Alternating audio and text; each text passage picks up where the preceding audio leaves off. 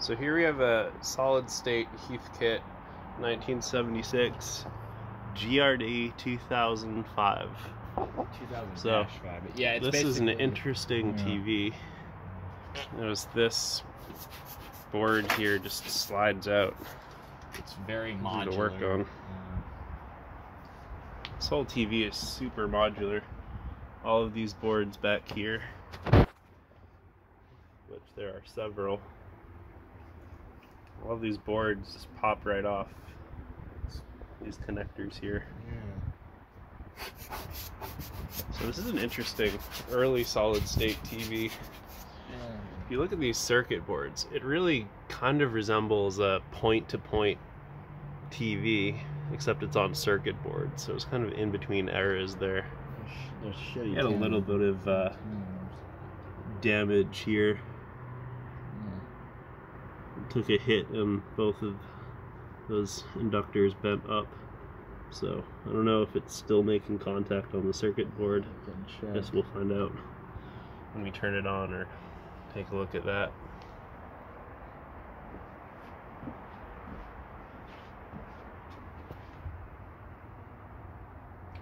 Well, I mean, for recapping this, though, it's pretty easy to recap for the most part, because this stuff's easy to take on and off. That's the good news.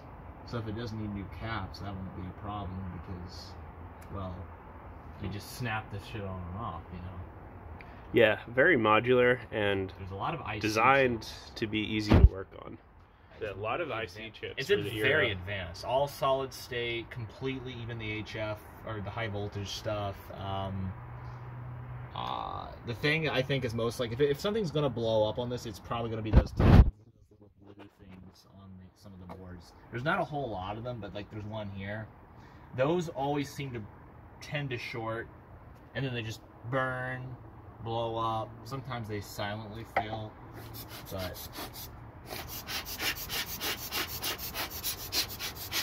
some big can capacitors, those are a bit more of a pain to replace, obviously, but we have to. I mean, it's just a matter of...